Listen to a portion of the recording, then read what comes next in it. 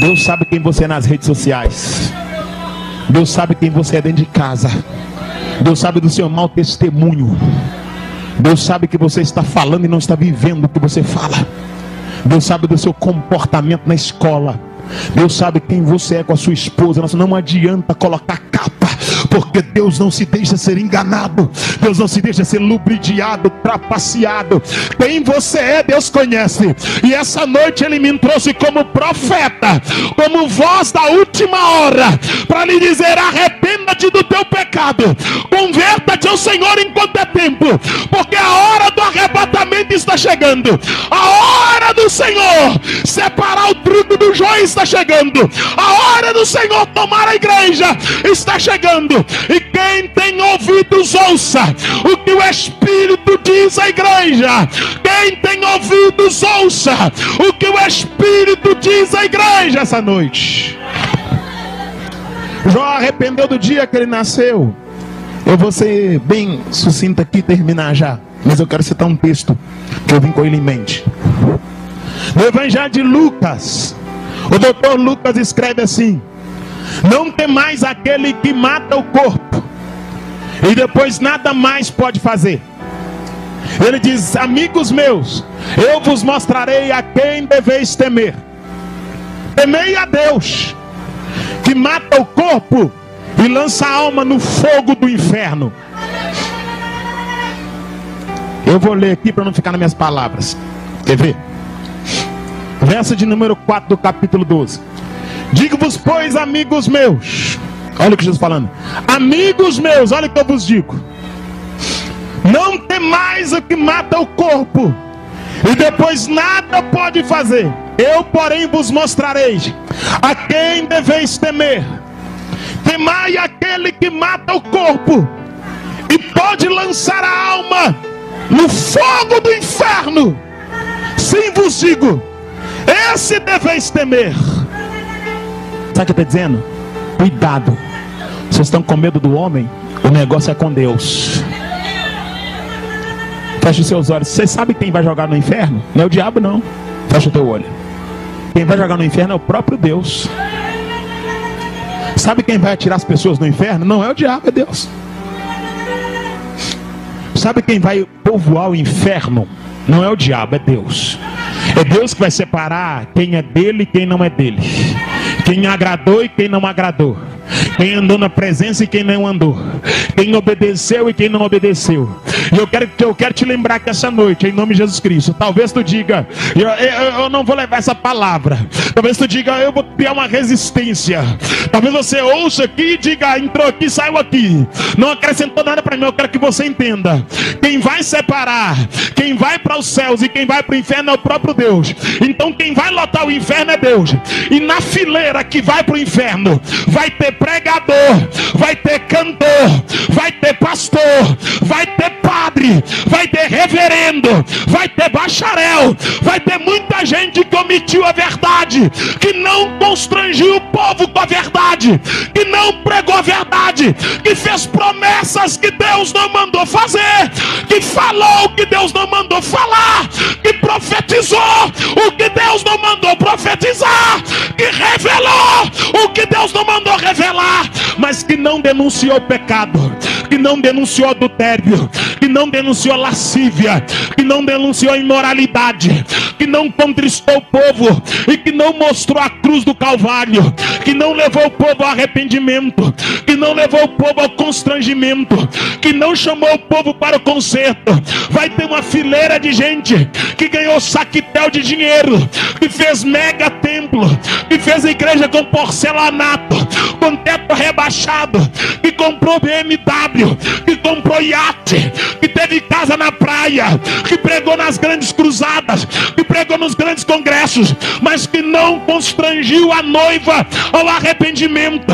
Gente que enriqueceu, gente que se criou fama, gente que brigou pelo primeiro lugar, mas que não levou a igreja para o arrependimento. E a igreja crescia em número, mas não crescia em graça, não crescia em poder, não crescia em unção. E quando eu falo de poder, eu não falo disso aqui, ó. Eu não falo de língua estranha, eu não falo de rodopiar. Poder é comportamento modo diferenciado. Poder é conduta restaurada. Poder é vida santa. Poder é vida casta. Não adianta falar língua aqui e prostituir lá. Não adianta profetizar aqui e adulterar lá. Não adianta rodopiar aqui e andar pelada pela rua. Não adianta pular no poder aqui e ser um pornográfico, um adúltero sem vergonha, porque isso não é mudança de vida, isso é hipocrisia, é sepulcro calhado, é vida mascarada, é vida de capa, é vida de dubiedade de caráter, é caráter dúbio. Ô seu nércio louco, infame, como é que você toma ceia traindo a tua mulher, seu pilantra? Como é que você toma ceia sem pagar a pensão alimentícia? Vai cumprir com teu compromisso. Pede a Deus para te libertar. Seja salvo de verdade. Seja crente genuíno. Arrependa essa noite. Peça perdão pelo teu ato, em nome de Jesus Cristo. E outra coisa, tem 7 anos de ministério aqui, 7 anos que Deus está te abençoando. Se enquanto obedecer, Deus abençoa. No dia que desobedecer, Deus tira a mão. Enquanto sujeitar, Deus abençoa. E eu quero que você entenda: crescimento para Deus não é quantidade. Se grandeza para Deus fosse quantidade, Deus não ia mandar Gideão separar as pessoas para ir com ele. Se quantidade para Deus fosse força, Gideão ia levar todo o exército com ele. Só que para Deus, ele não quer quantidade, ele quer qualidade. Não adianta ter 1 milhão de crentes e 999 mil ir para o inferno. Sabe o que Deus quer que você entenda? Se você colocou a mão no arado, faça com perfeição, faça com diligência. Se Deus te der 10, apresente os 10 no arrebatamento. Se Deus te deu 100, apresente os 100 no arrebatamento. Se Deus te deu 2, apresente os 2 no arrebatamento. Não adianta ter 100 aqui e chegar com 2 diante de Deus. Deus fala: cadê o resto? Cadê o resto? Escuta aqui, pastorada que acha que é papa da igreja, pastorada no Brasil que acha que é o papa da igreja, que acha que a última palavra é dele, a última palavra é de Deus, não é a tua. Gente que fala: eu tenho 50 anos de ministério, tá falando assim, chegou agora, tá falando assim, como se tempo de crente mandasse alguma coisa. Deus não quer saber se você tem 50 anos de ministério, 50 anos na frente da tua igreja, da igreja que você está. Se você tem 50, 100 anos, Deus não quer saber. Tempo de igreja não é garantia. O seu tempo só serve no INSS para você aposentar. Tempo não vale na igreja. O que Deus quer saber é se você está andando certo. Eli tinha muito tempo, caiu da cadeira, quebrou o pescoço e morreu. Sabe o que Deus quer que você entenda? Que não adianta ter 100 anos da igreja, ser um patrimônio na igreja e não ter coroa na glória. Não adianta ser patrimônio tombado na terra e não conhecer os céus pelo lado de dentro. Eu quero que você entenda: o compromisso de Deus não é com convenção. O compromisso de Deus é com quem é convertido, com quem é crente, com quem é salvo.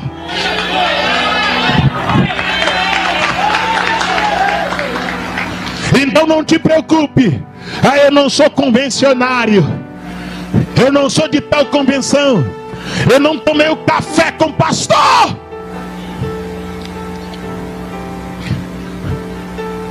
Eu não vou generalizar.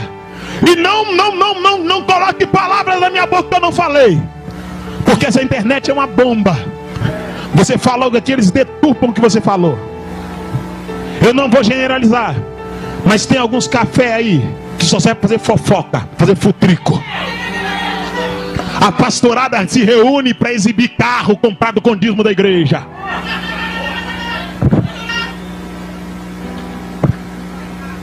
A pastorada se reúne para exibir telefone, para exibir cachê alto, para mostrar qual igreja que é maior. se reúne para comer fruta, para bater um papo, exibindo seus carros, e não visita quem está caído, não visita quem está na valeta, não entra nos becos, não vai nos barracos, não sobe na viela, não vai no morro. Sabe por quê, irmão? Porque na verdade é gente que quer comer gordura e usar lã da ovelha, não tem compromisso com a ovelha ferida, caída, machucada. Mas eu profetizo que Deus vai levantar gente crente.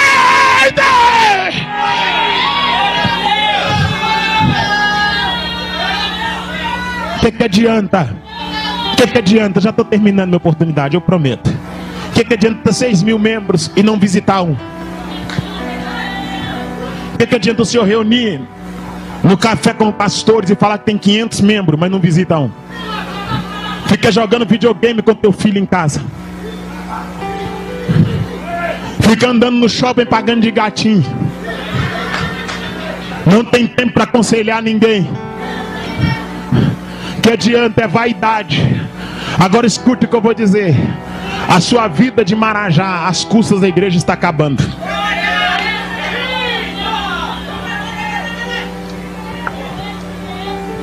Eu sei que esse negócio vai espalhar, porque a gente fala e espalha, e é para espalhar mesmo. A sua mordomia às custas da noiva está acabando. A noiva não é prostituta, ela é comprada pelo sangue do Cordeiro. Sai, Satanás!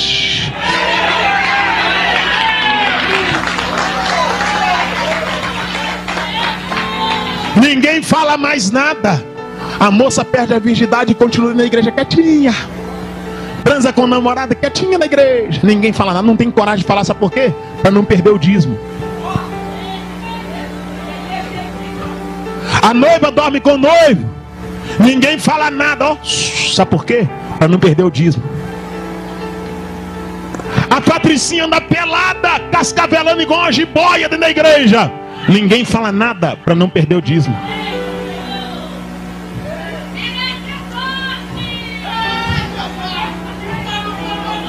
Fulano de tal fez curso superior, o salário é um pouquinho melhor, vamos consagrar obreiro para não perder o dízimo. Consagra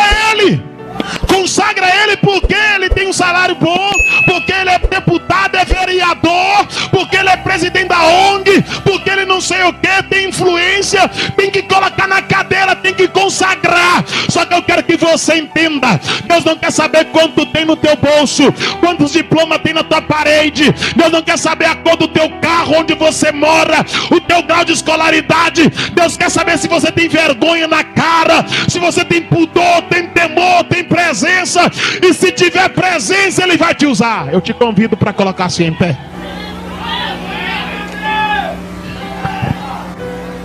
A igreja brasileira não tem papa, ela não precisa disso. A igreja brasileira funciona, a regra dela, a base é a Bíblia. A Bíblia, ela é a verdade. Quem representa a igreja brasileira é o Senhor Jesus Cristo. Ele é o representante maior, ele é o pai da igreja, ele é o cabeça da igreja. Nós vamos mostrar para esse povo aí que Jesus é o dono da igreja. Ele é o dono da igreja, aleluia. Doa quem doer, Jesus é o dono da igreja. Convidem ou não para poder pregar, Jesus é o dono da igreja. Gostem da mensagem ou não, critiquem ou não, Jesus é o dono da igreja. Porque a gente não prega para ter fã-clube, a gente prega porque acredita no arrebatamento. Eu não prego, tanto que eu não vendo nada, eu não tenho nada para vender. Se perguntar se tem CD, eu falo não. Tem DVD, tem gravata, tem paletó, tem sapato, não. Eu digo, eu não sou camelô, eu sou um profeta. Se eu fosse camelô, eu tinha uma banca lá no Oiapoque. Nada contra, eu não vim vender nada, eu vim pregar a palavra.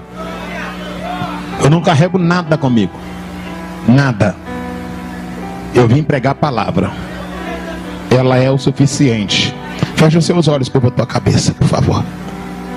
Não tem mais aquele que mata o corpo e depois nada mais pode fazer. Eu vos mostrarei a quem deveis temer.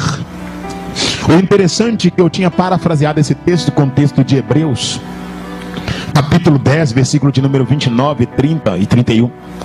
Quando diz assim: outra vez o Senhor julgará o seu povo, porque o Senhor não terá por inocente aquele que pisar o sangue do cordeiro. Porque ai daquele que, conhecendo a verdade, extravia-se dela, e ai daquele que profana o espírito da verdade e que pisa com os pés o sangue do cordeiro. E diz o texto: porque horrível coisa é cair nas mãos de um Deus irado, porque outra vez o Senhor julgará o seu povo. Em Hebreus diz que se nós vivemos deliberadamente em pecado, depois de termos conhecido a verdade, já não resta mais sacrifício pelo nosso pecado, mas uma expectativa de ira da parte de Deus para consumir os adversários. Ô irmão, com seus olhos fechados, você já parou para poder pensar nisso? Olha que coisa, olha a seriedade que é ser cristão.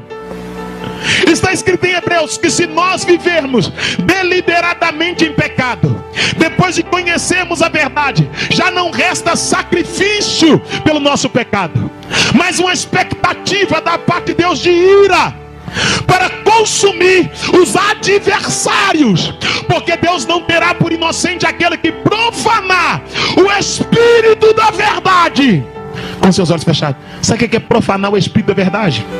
Gente que faz piada com língua estranha, gente que faz piada com profecia, gente que brinca com revelação, gente que brinca com o mover de Deus.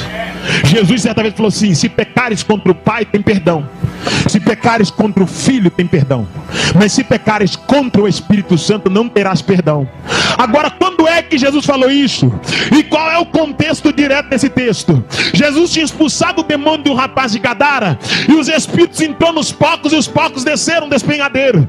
E alguém falou que ele expulsava demônio porque ele era líder de Beelzebu. Jesus falou: se pecares contra o Pai, tem perdão; se pecares contra o Filho, tem perdão; mas se pecares contra o Espírito Santo, não terás perdão. E em Hebreus fala que Deus não terá por inocente aquele que profanar o espírito da verdade. Ei, querida, com teu olho fechado, pare de compartilhar língua estranha, pare de compartilhar vídeos imitando o movimento pentecostal, pare de compartilhar chocarrice com as coisas de Deus. Não seja, meu amado, cúmplice com os filhos da rebelião. Não brinque com as coisas santas, não faça do santo profano, não tenta fazer das coisas espirituais naturais demais. Tenha temor ao tomar o nome de Deus, tenha temor ao abrir a palavra de Deus, tenha temor para profetizar no nome de Deus. Escute o que eu vou dizer, que essa noite Ananias, o profeta, morreu porque ele profetizou rebelião. Ele era profeta, mas profetizou fora da direção. E Deus falou com Jeremias: diga para Ananias que ele vai morrer, porque ele profetizou rebelião.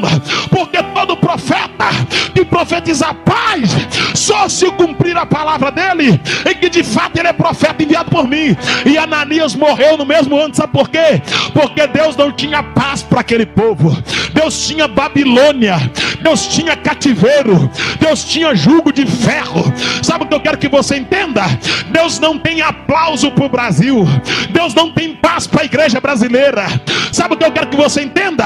Deus não está preocupado em profetizar casa, carro, moto, avião para a igreja brasileira. Uma igreja que os crentes vestem de qualquer maneira, uma igreja que marido troca de mulher e mulher troca de marido, uma igreja que a moça perde a virgindade, uma igreja que pregador cheira cocaína, uma igreja que pastor é trambiqueiro, malandro sem vergonha, uma igreja que gente anda comprando e não pagando, uma igreja que a sensualidade entrou dentro dela, uma igreja que crente toma uísque, crente acredita em coelhinho da Páscoa, em Papai Noel, uma igreja que acredita, meu amado, em Mega Sena. Deus não tem palavra de vitória para essa geração. A palavra que Deus tem para essa geração é a palavra que foi lida em 2 Crônicas, capítulo 7, versículo 14: se o meu povo, que se chama pelo meu nome, se arrepender, se converter dos maus caminhos, aí então eu ouvirei dos céus. Quando é que Deus vai te ouvir, madame? Deus vai te ouvir quando você arrepender daquela foto que você postou. Deus vai te ouvir quando você arrepender de ter deitado com teu namorado. Quando é que Deus vai te ouvir? Quando você se arrepender de ter traído a tua mulher. Quando é que Deus vai te ouvir? Quando você se arrepender da fofoca, da maledicência, da mentira, da sensualidade. E talvez tu diga: se eu soubesse que seria assim, eu não ficaria até agora. Só que você ficou porque eu orei para Deus prender o teu pé e no chama, para Deus não me deixar sair. Eu falei: Deus, prende o calcanhar dela, prende o calcanhar dele, porque quando a luz chega, as trevas são dissipadas, e essa noite a tua candeia vai acender, a tua lâmpada vai aquecer. Deus vai te levantar do marasmo e vai te colocar de pé. Palavra de Deus para a igreja brasileira: converta. Palavra de Deus para a igreja brasileira: converta. Feche os seus olhos. Rebaraçai. São as minhas últimas mensagens do ano. Eu não sei se o ano que vem estaria uma agenda extensa como a desse ano. E também não sei o que vai acontecer amanhã, porque o dia de amanhã não me pertence. Mas nessas últimas mensagens eu quero dizer o que Deus está me mandando dizer. A palavra dele para a igreja brasileira é: converta. É converta. Eu tenho tido sonhos. Eu dobro o joelho por orar na madrugada e tenho visões da parte de Deus. Eu não digo isso para me engrandecer. Eu sinto o peso da responsabilidade. Eu estou ali em pé esperando. Meu coração acelera, as minhas pernas doem, o meu corpo dói. Eu sinto o peso de pregar o evangelho. Eu sinto o peso de propagar a palavra. Eu estou envelhecendo a cada dia que passa. Os anos para mim parece que passa mais rápido. O peso do evangelho caiu sobre os meus ombros pela misericórdia de Deus. E eu não digo isso dizendo que eu sou o único pregador e sou a última voz, porque ainda tem homens de Deus na terra.